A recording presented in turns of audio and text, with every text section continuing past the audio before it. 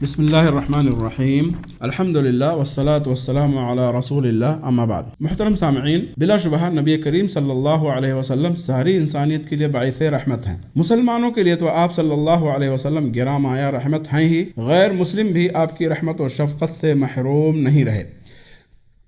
بلکہ انہیں بھی آپ کے دامن رحمت سے وافر حصہ ملا۔ نہ صرف انسان و جن بلکہ رحمت نبوی کا دامن تو حیوانات و جمادات تک وسیع تھا۔ آئیے آپ کو غیر مسلمین کے ساتھ رحمت نبوی کے کچھ نمونے دکھاتے ہیں۔ ناظرین، غیر مسلمین کے حق میں نبی کریم صلی اللہ علیہ وسلم کس قدر رحمت ہیں، اس کا اندازہ اس بات سے لگائیے کہ کفار مکہ کے درمیان آپ صلی اللہ علیہ وسلم کی موجودگی میں اللہ رب العالمین نے انہیں عذاب سے محفوظ کر دیا تھا۔ فرمان باری تعالیٰ ہے وَمَا كَانَ اللَّهُ لِيُعَذِّبَهُمْ وَأَنْتَ فِيهِمْ وَمَا كَانَ اللَّهُ مُعَذِّبَهُمْ وَهُمْ يَسْتَغْفِرُونَ، اور اللہ تعالیٰ ایسا نہ کرے گا کہ ان میں آپ کے ہوتے ہوئے ان کو عذاب دے، اور اللہ ان کو عذاب نہ دے گا اس حال میں کہ وہ استغفار بھی کرتے ہوں۔ اس آیت کریمہ سے معلوم ہوا کہ آپ صلی اللہ علیہ وسلم کا وجود مشرکین مکہ کے لیے باعث رحمت تھا، اس لحاظ سے کہ آپ صلی اللہ علیہ وسلم کی موجودگی میں اللہ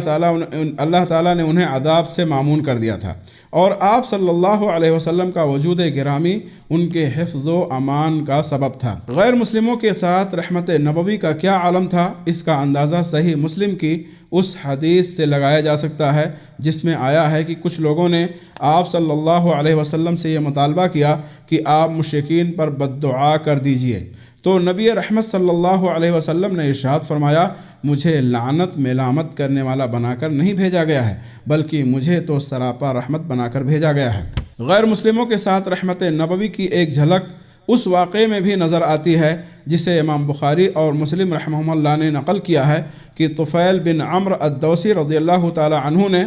آپ صلی اللہ علیہ وسلم کے پاس آ کر عرض کیا کہ قبیلے دوس کے لوگوں نے نافرمانی کی ہے اور اسلام لانے سے انکار کرتے ہیں، لہٰذا آپ ان پر بد دعا کر دیجئے۔ کیا آپ صلی اللہ علیہ وسلم ان پر بد دعا کرتے ہیں؟ نہیں،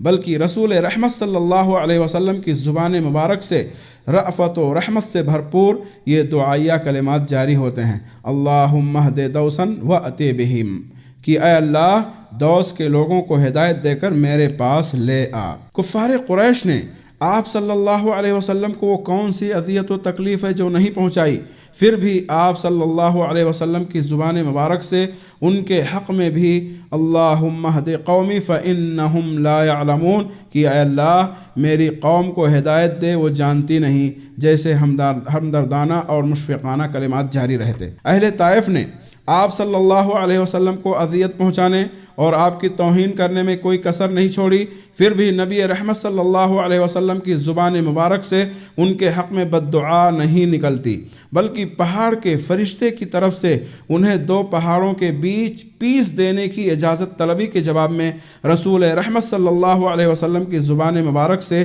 ان کی اولاد و ذریت کے حق میں یہ امید افزا کلمات جاری ہوتے ہیں، بل ارجو اللہ ان یخرج من اصلابہم من یعبد اللہ لا یشرک بہ شیئا، بلکہ مجھے اللہ تعالیٰ سے امید ہے کہ وہ ان کی پشت سے ایسی نسل پیدا کرے گا جو صرف اللہ کی عبادت کرے گی، اس کی عبادت میں کسی کو شریک نہیں کرے گی۔ کفار مکہ جنہوں نے آپ صلی اللہ علیہ وسلم اور آپ کے اصحاب کو ذہنی، جسمانی، غرضے کی ہر طرح کی اذیت پہنچائی تھی، وہی لوگ جب فتح مکہ کے موقع پر نبی رحمت صلی اللہ علیہ وسلم کے سامنے مجرم کی حیثیت سے سر جھکائے کھڑے ہوتے ہیں تو نبی رحمت صلی اللہ علیہ وسلم لا تثریب علیکم اليوم اذهبوا وانتم الطلقاء کہہ کر ان کے لیے عام معافی کا پروانہ جاری کرتے ہیں۔ غرضے کی انسانوں کے ساتھ نبی رحمت صلی اللہ علیہ وسلم کی رحمت و شفقت کے پہلوؤں کا احاطہ ممکن نہیں۔ اللہ تعالیٰ سے دعا ہے کہ وہ ہمیں رسول رحمت صلی اللہ علیہ وسلم کی سیرت طیبہ کا مطالعہ کرنے